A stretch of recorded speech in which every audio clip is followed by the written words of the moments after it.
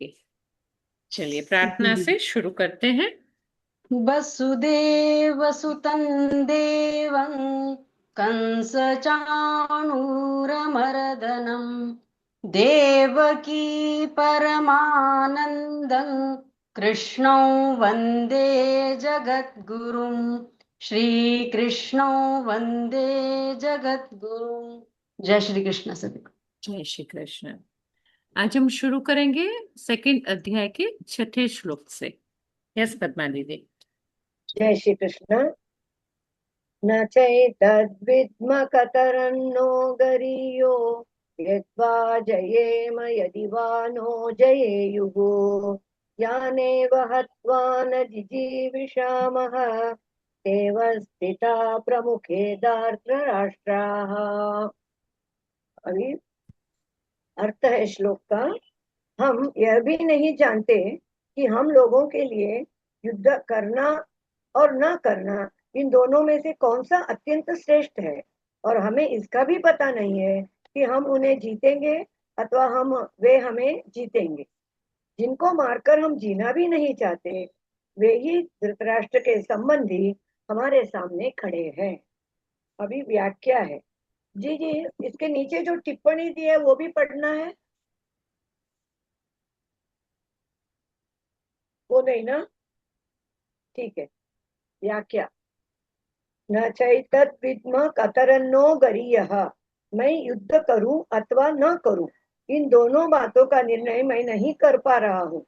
कारण कि आपकी दृष्टि में तो युद्ध करना ही श्रेष्ठ है, पर मेरी दृष्टि में गुरुजनों को मारना पाप होने के कारण युद्ध न करना ही श्रेष्ठ है। इन दोनों पक्षों को सामने रखने पर मेरे लिए कौन सा पक्ष अत्यंत श्रेष्ठ है, यह मैं नहीं जान पा रहा हूँ। इस प्रकार उपर्युक्त पदों में अर्जुन के भीतर भगवान का पक्ष और अपना पक्ष दोनों समकक्ष हो गए हैं। यद्वा जयेम यदि वा नो जयेयुः। अगर आपकी आज्ञा के अनुसार युद्ध भी किया जाए तो हम उनको जीतेंगे अथवा वे दुर्योधन आदि हमारे को जीतेंगे, इसका भी हमें पता नहीं है। यहाँ अर्जुन को अपने बल पर अविश्वास नहीं है, प्रत्युत भविष्य पर अविश्वास है, क्योंकि भविष्य में क्या होनहार है इसका किसी को क्या पता। यानेव हत्वा न जिजीविषामः। हम तो कुटुंबियों को मारकर जीने की भी इच्छा नहीं रखते। भोग भोगने की, राज्य प्राप्त करके उपमा चलाने की बात तो बहुत दूर रही। कारण कि अगर हमारे कुटुंबी मारे जाएंगे तो हम जीकर क्या करेंगे। अपने हाथों से कुटुंब को नष्ट करके बैठे बैठे चिंता शोक ही तो करेंगे। चिंता शोक करने और वियोग का दुख भोगने के लिए हम जीना नहीं चाहते। एव स्थिता प्रमुखे धार्त राष्ट्राः। हम जिनको मारकर जीना भी नहीं चाहते, वे ही धृतराष्ट्र के संबंधी हमारे सामने खड़े हैं। धृतराष्ट्र के सभी संबंधी हमारे कुटुंबी ही तो हैं। उन कुटुंबियों को मारकर हमारे जीने को धिक्कार है। जय श्री कृष्ण।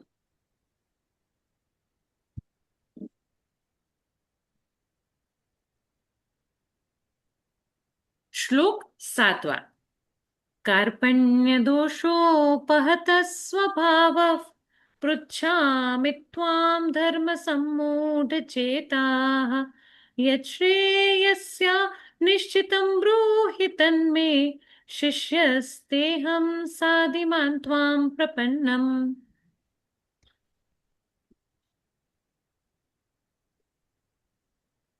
कार्पण्य दोषोपहत स्वभाव। कार्पण्य मानी कायरतारू, दोष, दोष से तिरस्कृत स्वभाव वाला। पृच्छामि त्वाम मानी तुमको पूछकर, धर्मूढ़ से धर्म सम्मूढ़ चेताः, धर्म के विषय में जो मोहित अंतःकरण वाला है, मानी तो धर्म के साथ जुड़ा हुआ है। यत् श्रेयस, यत् श्रेयस स्यात् निश्चितम मानी जो कल्याण, श्रेय मानी कल्याण करने वाला है, वह निश्चित ही वह ब्रूहि तन्मे, वही मेरे को आप बताइए। शिष्यस्तेहम्, मैं आपका शिष्य हूं। मां त्वं प्रपन्नम, मैं आपकी शरण में आया हूं, आप मुझे शिक्षा दीजिए।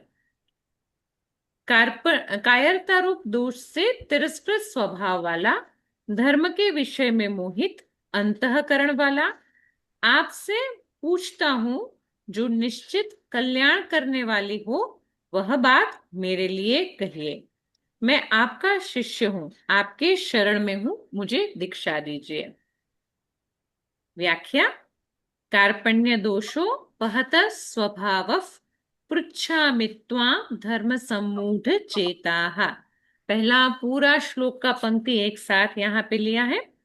यद्यपि अर्जुन अपने मन में युद्ध से सर्वथा निवृत्त होने को सर्वश्रेष्ठ नहीं मानते थे, तथापि पाप से बचने के लिए, जिनका ऑडियो चालू है ना वो बंद रखिएगा,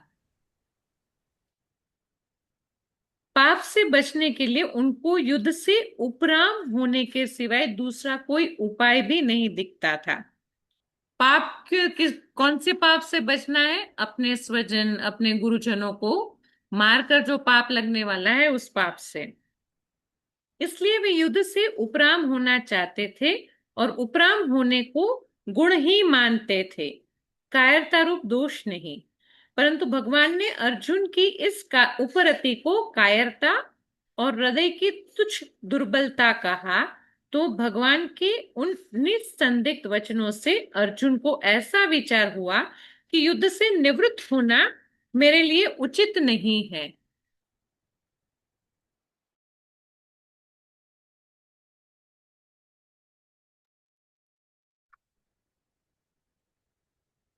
यह तो एक तरह की कायरता ही है जो मेरे स्वभाव के बिल्कुल विरुद्ध है, क्योंकि मेरे क्षात्र स्वभाव में दीनता और पलायन ये दोनों ही नहीं है। इस तरह भगवान के द्वारा कथित कायरता रूप दोष को अपने में स्वीकार करते हुए अर्जुन भगवान से कहते हैं कि एक तो कायरता रूप दोष से कारण मेरा क्षात्र स्वभाव एक तरह से दब गया है, और दूसरी बात, मैं अपनी बुद्धि से धर्म के विषय में कुछ निर्णय नहीं कर पा रहा हूं। मेरी बुद्धि में ऐसी मूढ़ता छा गई है, धर्म के विषय में मेरी बुद्धि कुछ भी काम नहीं कर रही है। तीसरे श्लोक में हमने देखा कि भगवान ने अर्जुन को स्पष्ट रूप से आज्ञा दे दी कि हृदय की तुच्छ दुर्बलता को, कायरता को छोड़कर युद्ध के लिए खड़े हो जाओ। इससे अर्जुन को धर्म के विषय में कोई संदेह नहीं रहना चाहिए। फिर भी संदेह रहने का कारण यह है कि एक तरफ तो युद्ध में कुटुंब का नाश करना, पूज्य जनों को मारना अधर्म दिखता है, तो दूसरी तरफ युद्ध करना क्षत्रिय का धर्म दिखता है। इस प्रकार कुटुंबियों को देखते युद्ध नहीं करना चाहिए और क्षात्र धर्म की दृष्टि से युद्ध करना चाहिए। इन दोनों बातों को लेकर अर्जुन धर्म संकट में पड़ गए। इनकी बुद्धि धर्म का निर्णय करने में कुंठित हो गई। ऐसा होने पर अभी इस समय मेरे लिए खास कर्तव्य क्या है, मेरा धर्म क्या है, इसका निर्णय कराने के लिए वे भगवान से पूछते हैं। ये श्रेयस, जो श्रेयकर है, स्यात् निश्चितम, वो आप निश्चय ही बताइए जो श्रेयकर है। इसी अध्याय के दूसरे श्लोक में भगवान ने कहा था कि तू जो कायरता के कारण युद्ध से निवृत्त हो रहा है, तेरा यह आचरण अनार्य जुष्ट है, अर्थात श्रेष्ठ पुरुष ऐसा आचरण नहीं करते। वे तो जिसमें अपना कल्याण हो वही आचरण करते हैं। यह बात सुनकर अर्जुन के मन में आया कि मुझे भी वही करना चाहिए जो श्रेष्ठ पुरुष किया करते हैं। इस प्रकार अर्जुन के मन में कल्याण की इच्छा जागृत हो गई और इसी को लेकर वे भगवान से अपने कल्याण की बात पूछते हैं कि जिससे मेरा निश्चित ही कल्याण हो जाए, ऐसी बात मुझे कहिए। अर्जुन के हृदय में विषाद होने से, हलचल होने से और अब यहाँ अपने कल्याण की बात पूछने से यह सिद्ध होता है कि मनुष्य जिस स्थिति में स्थित है उसी स्थिति में वह संतोष करता रहता है, तो उसके भीतर अपने असली उद्देश्य की जागृति नहीं होती। वास्तविक उद्देश्य कल्याण की जागृति तभी होती है जब मनुष्य अपनी वर्तमान स्थिति से असंतुष्ट हो जाए, उस स्थिति में रह न सके। शिष्य स्तेह मानी मैं आपका शिष्य हूं। अपने कल्याण की बात पूछने पर अर्जुन के मन में यह भाव पैदा हुआ कि कल्याण की बात तो गुरु से पूछी जाती है, सारथी से नहीं पूछी जाती। इस बात को लेकर अर्जुन के मन में जो भी रथिपन का भाव था, जिसके कारण वे भगवान को यह आज्ञा दे रहे थे कि हे अच्युत, मेरे रथ को दोनों सेनाओं के बीच में जाकर खड़ा करें, वो भाव मिट गया। और अपने कल्याण की बात पूछने के लिए अर्जुन भगवान के शिष्य हो जाते हैं और कहते हैं कि महाराज, मैं आपका शिष्य हूं, शिक्षा लेने पात्र हूं, आप मेरे कल्याण की बात कहिए। साधि मानत्वा प्रपन्नम, गुरु तो उपदेश दे देंगे, जिस मार्ग का ज्ञान नहीं है उसका ज्ञान करा देंगे, पूरा प्रकाश दे देंगे, पूरी बात बता देंगे। पर मार्ग पर तो स्वयं शिष्य को ही चलना पड़ेगा, अपना कल्याण तो शिष्य को ही करना पड़ेगा।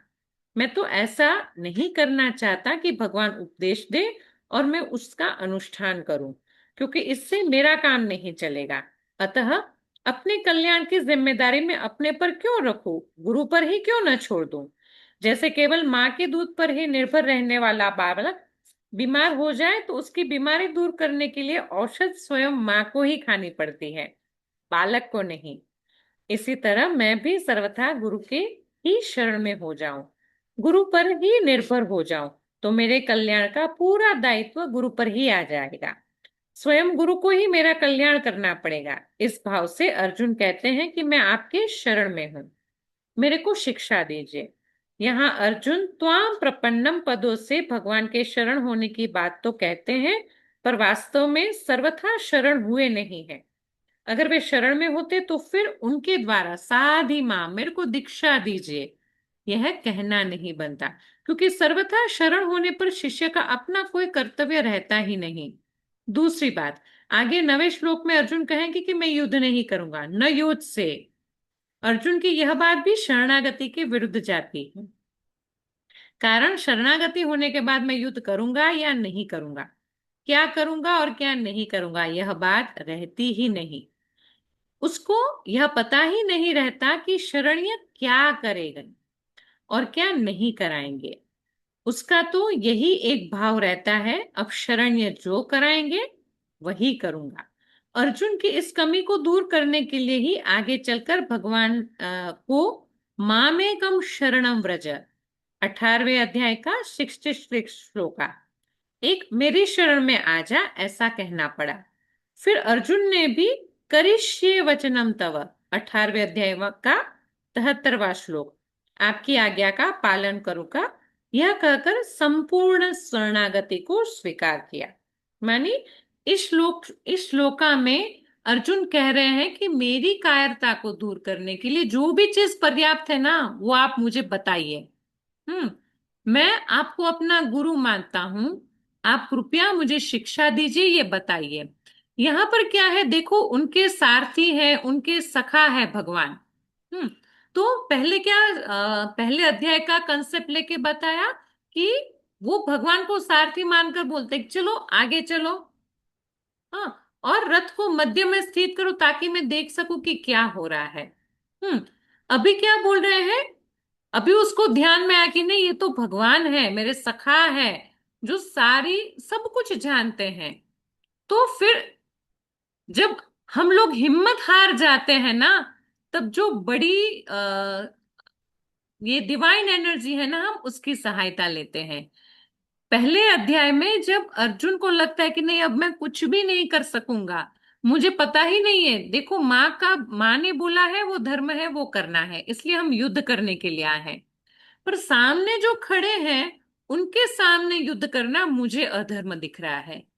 तो अभी कौन सा रास्ता सही है मुझे नहीं पता है। जब हम असमंजस में होते हैं ना, तब हम सही में कोई भी विचार नहीं कर पाते, कोई डिसीजन नहीं ले पाते। सेम यही चीज यहाँ पे अर्जुन के साथ हुई। तो पहले अध्याय में वो गिर गया, मैं गांडी भी नहीं पकड़ पा रहा हूं, त्वचा भी सूख रही, गला भी सूख रहा है, पसीना हो रहा है, ये सारे सिम्टम्स उसको हो रहा है कि नहीं, अब मैं कुछ नहीं कर पाऊंगा। पर जब भगवान बोलते हैं यार खड़ा हो जा, ये तो तेरे हृदय का तुच्छ भाव है, मोह लगा है तेरे को, हाँ, तब जाके लगता है कि हाँ ये बात भी सही है, क्योंकि मैं क्षत्रिय हूं तो मुझे ये लड़ाई करनी है। हम्म, तो तब जाके हमें जिस कंडीशन में कभी भी प्रॉब्लम है ना, कोई एक व्यक्ति की बात हमें ठीक लगे कि हाँ बराबर है, हम तुरंत उसके साथ चले चलते हैं। तो यहाँ पर भी अर्जुन को जैसे कृष्ण ने बताया कि ये तेरा मोह है, छोड़ इसको, ये तुच्छ भाव को छोड़। तो हुआ कि हाँ ये तो सही है, तो तुरंत उसने भगवान को पकड़ लिया। अभी आप मेरे गुरु हो, आप मुझे बताओ, मुझे शिक्षा दो कि मेरा कायरतापूर्ण जो भाव है उसको छोड़ के मैं सही धर्म को पकड़ पाऊं। ठीक है। इस दोष में अर्जुन ने चार बातें कही है। कार्पण्य दोषो पहत स्वभाव, पृच्छामि त्वाम धर्म सम्मूढ़ चेता। मेरी कायरतापूर्ण बात को छोड़कर मुझे धर्म के अनुरूप बात बताइए। यश्रेयस्या निश्चितम ब्रूहितन में, जो मेरे लिए सही है ना वही बात आप मुझे बताइए, श्रेय कर है वही। शिष्यस्ते हम, आपका मैं शिष्य हूं। साधि मानत्वाम प्रपन्नम, है ना। तो जो सही सही है वो आप मुझे बताइए। इनसे पहली बात में अर्जुन धर्म के विषय में पूछते हैं, दूसरी बात में अपने कल्याण के लिए प्रार्थना करते हैं, तीसरी बात में शिष्य बन जाते हैं, और चौथी बात में शरणागत हो जाते हैं। पहले पहले पद में धर्म के बारे में पूछते हैं, दूसरे में अपने कल्याण के लिए पूछते हैं, तीसरे में कल्याण के लिए प्रार्थना करते हैं, तीसरे में शिष्य, और चौथे में शरणागत होते हैं। तो पहली बात में मनुष्य जिससे पूछता है वह कहने में अथवा न कहने में स्वतंत्र होता है। दूसरे में जिससे प्रार्थना करता है उसके लिए कहना कर्तव्य हो जाता है, मैं आपसे प्रार्थना करती हूँ, आप मुझे बताइए। तीसरे में जिनका शिष्य बन जाता है उन गुरु पर शिष्य को कल्याण मार्ग बताने का विशेष दायित्व आ जाता है। और चौथे में जिसके शरणागत हो जाता है उस शरण्य को शरणागत का उद्धार करना ही पड़ता है, अर्थात उसके उद्धार का उद्योग स्वयं शरण्य को करना पड़ता है, स्वयं भगवान को यहाँ पे करना है। देखो एक छोटा सा श्लोक है पर कितना गहरा इसमें ज्ञान है, बहुत ही सुंदर है। चलिए आठवां श्लोक का लेते हैं।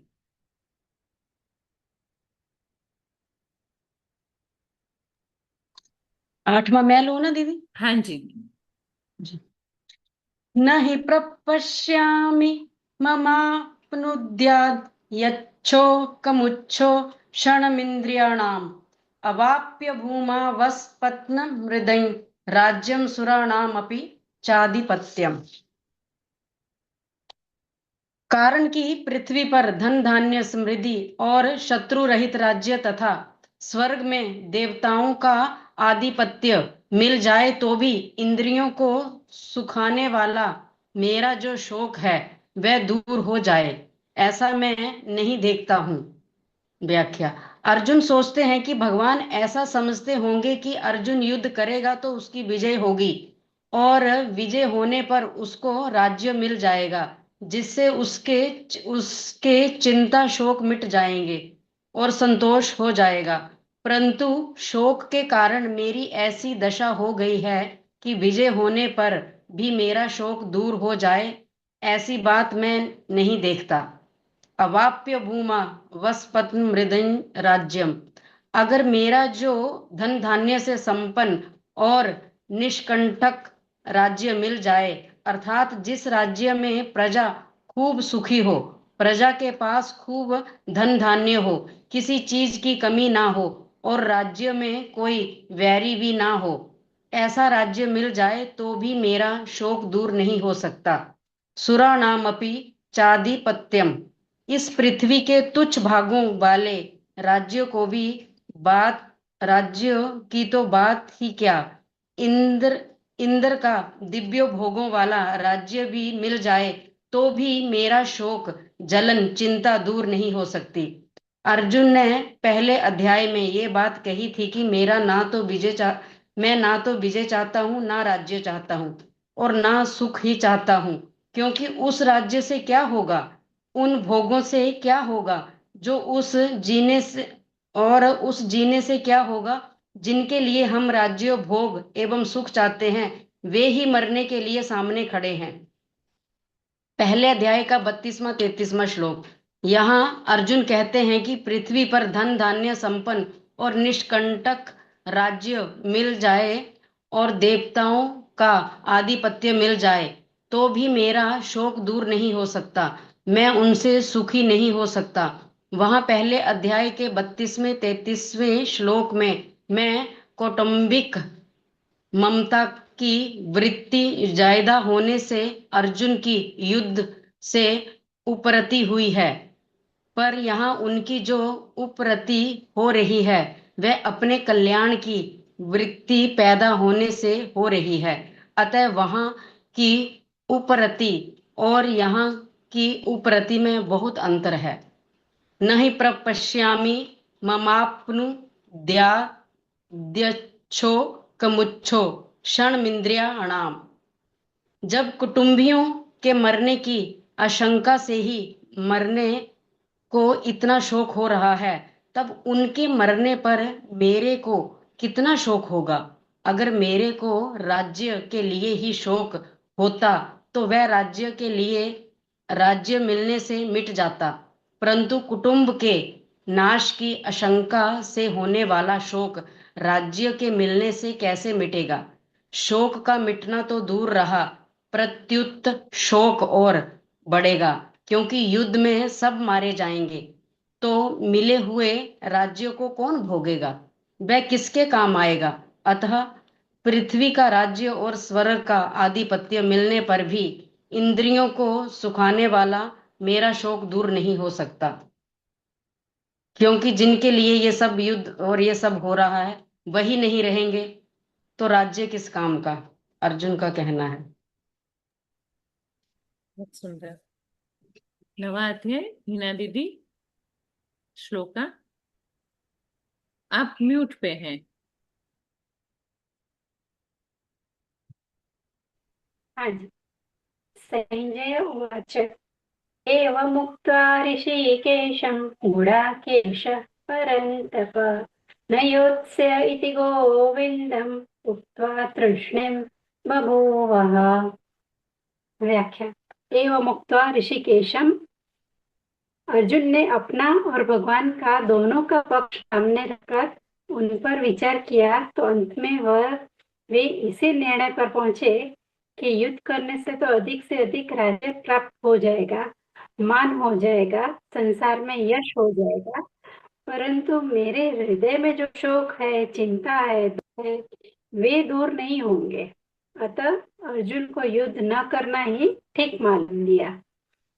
यद्यपि अर्जुन भगवान की बात का आदर करते हैं और उसको मानना भी चाहते हैं, परंतु उनके भीतर युद्ध करने की बात ठीक ठीक जच नहीं रही है। इसलिए अर्जुन अपने भीतर जची हुई बात को ही यहाँ स्पष्ट रूप से साफ साफ कह देते हैं कि मैं युद्ध नहीं करूंगा।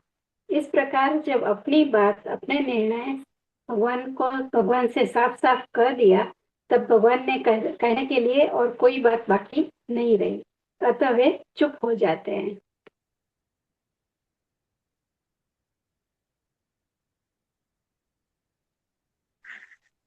दसवां श्लोक संबंध। जब अर्जुन ने युद्ध करने के लिए साफ मना कर दिया तब उसके बाद क्या हुआ, इसको संजय आगे के श्लोक में बताते हैं। तमुवाच ऋषिकेशः प्रहसन्निव भारत सेनयोरुभयोर्मध्ये विषीदन्तमिदं वचः। हे भरत वंशोद्भव धृतराष्ट्र, दोनों सेनाओं के मध्य भाग में विषाद करते हुए उस अर्जुन के प्रति हंसते हुए भगवान ऋषिकेश यह आगे कहे जाने वाले वचन बोले। संजय बता रहे हैं कि भगवान आगे क्या बोल रहे हैं। तमुवाच ऋषिकेशः विषीदन्तमिदं वचः। अर्जुन ने बड़ी शूरवीरता और उत्साह पूर्वक योद्धाओं को देखने के लिए भगवान से दोनों सेनाओं के बीच में रथ खड़ा करने के लिए कहा था। अब वहीं पर अर्थात दोनों सेनाओं के बीच में अर्जुन विषाद मग्न हो गए। वास्तव में होना यह चाहिए था कि वे जिस उद्देश्य से आए थे उस उद्देश्य के अनुसार युद्ध के लिए खड़े हो जाते, परंतु उस उद्देश्य को छोड़कर अर्जुन चिंता शोक में फंस गए। अतः अब दोनों सेनाओं के बीच में ही भगवान शोकमग्न अर्जुन को उपदेश देना आरंभ करते हैं। प्रहसन्निव, विशेषता से हंसते हुए की तरह। का इसका तात्पर्य है कि अर्जुन के भाव बदलने को देखकर, अर्थात पहले जो युद्ध करने का भाव था वह अब विषाद में बदल गया, इसको देखकर भगवान को हंसी आ गई। दूसरी बात, अर्जुन ने पहले दूसरे अध्याय के 7वें श्लोक में कहा था कि मैं आपकी शरण हूं, मेरे को शिक्षा दीजिए, अर्थात मैं युद्ध करूं या न करूं, मेरे को क्या करना चाहिए इसकी शिक्षा दीजिए। परंतु यहाँ मेरे कुछ बोले बिना अपनी तरफ से ही निश्चय कर लिया है कि मैं युद्ध नहीं करूंगा। यह देखकर भगवान को हंसी आ गई, कारण कि शरणागत होने पर मैं क्या करूं और क्या नहीं करूं आदि कुछ भी सोचने का अधिकार नहीं रहता। उसको तो इतना ही अधिकार रहता है कि शरण्य जो काम कहता है वही काम करे। अर्जुन भगवान के शरण होने के बाद मैं युद्ध नहीं करूंगा ऐसे कहकर एक तरह से शरणागत होने से हट गए। इस बात को लेकर भगवान को हंसी आ गई। इव का तात्पर्य है कि जोर से हंसी आने पर भी भगवान मुस्कुराते हुए ही बोले। जब अर्जुन ने यह कह दिया कि मैं युद्ध नहीं करूंगा, तब भगवान को यही कह देना चाहिए था कि जैसे तेरी मर्जी आए वैसा कर, यथेच्छसि तथा कुरु। 18वें श्लोक में 63rd श्लोक। परंतु भगवान ने यही समझा कि मनुष्य जब चिंता शोक से विकल हो जाता है तब वह अपने कर्तव्य का निर्णय न कर सकने के कारण कुछ भी, कभी कुछ तो कभी कुछ बोल उठता है। यही दशा अर्जुन की हो रही है। अतः भगवान के हृदय में अर्जुन के प्रति अत्यधिक स्नेह होने के कारण कृपालुता उमड़ पड़ी, कारण कि भगवान साधक के वचनों की तरफ ध्यान न देकर उसके भाव की तरफ ही देखते हैं। इसलिए भगवान अर्जुन के मैं युद्ध नहीं करूंगा इस वचन की तरफ ध्यान न देकर आगे के श्लोक से उपदेश आरंभ कर देते हैं। जो वचन मात्र से भी भगवान के शरण हो जाता है, भगवान उसका स्वीकार कर लेते हैं। भगवान के हृदय में प्राणियों के प्रति कितनी दयालुता है। ऋषिकेश कहने का तात्पर्य है कि भगवान अंतर्यामी है, अर्थात प्राणियों के भीतरी भावों को जानने वाले हैं। भगवान अर्जुन के भीतरी भावों को जानते हैं कि अभी तो कौटुंबिक मोह के वेग के कारण और राज्य मिलने से अपना शोक मिटता न दिखने के कारण यह कह रहा है कि मैं युद्ध नहीं करूंगा। परंतु जब इसको स्वयं चेत होगा तब यह बात ठहरेगी नहीं और मैं जैसा कहूंगा वैसा यह करेगा। इदम वचः उवाच पदों में केवल उवाच कहने से ही काम चल सकता था, क्योंकि उवाच के अंतर्गत ही वचः पद का अर्थ आ जाता है। अतः वचः पद देना पुनरुक्ति दोष दिखता है, परंतु वास्तव में यह पुनरुक्ति दोष नहीं है, प्रत्युत इसमें एक विशेष भाव भरा हुआ है। अभी आगे के श्लोक से भगवान जिस रहस्यमय ज्ञान को प्रकट करके उसे सरलता से सुबोध भाषा में समझाते हुए बोलेंगे, उसकी तरफ लक्ष्य करने के लिए यहाँ वचः पद दिया गया है। परिशिष्ट भाव, धर्म भूमि कुरुक्षेत्र के एक भाग में कौरव सेना खड़ी है और दूसरे भाग में पांडव सेना। दोनों सेनाओं के मध्य भाग में श्वेत घोड़ों से युक्त एक महान रथ खड़ा है। उस रथ के एक भाग में भगवान श्री कृष्ण बैठे हैं और एक भाग में अर्जुन। अर्जुन के निमित्त मनुष्य मात्र का कल्याण करने के लिए भगवान अपना अलौकिक उपदेश आरंभ करते हैं और सर्वप्रथम शरीर तथा शरीर के विभाग का वर्णन करते हैं। आगे से भगवान का उपदेश चालू हो जाएगा।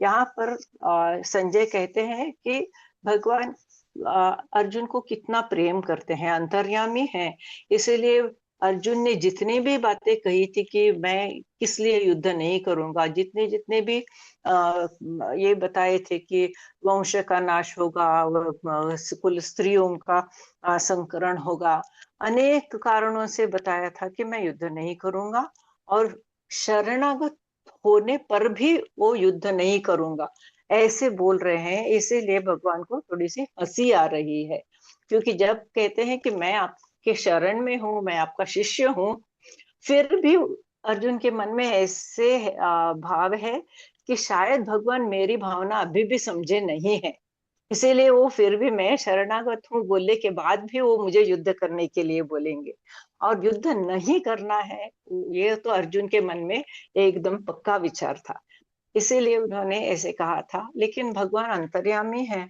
और उन्होंने यह भाव समझ लिया, और अर्जुन के माध्यम से वो हमें बता रहे हैं कि ऐसी विषम परिस्थितियों में कैसे हमारे भाव हो जाते हैं, हम ना ही कुछ सोच पाते हैं, ना ही कोई डिसीजन ले पाते हैं, यही विषम स्थिति में ऐसे हो जाता है।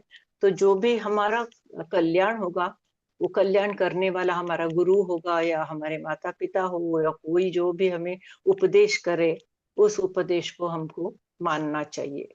यहाँ से आगे से भगवद गीता का आरंभ हो जाता है। जय श्री कृष्ण।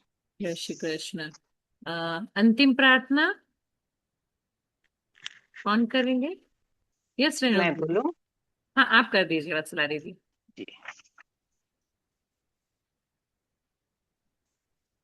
योगेशं सच्चिदानन्दं वासुदेवं व्रजप्रियं धर्म संस्थापकं वीरं कृष्णं वन्दे जगद्गुरुं।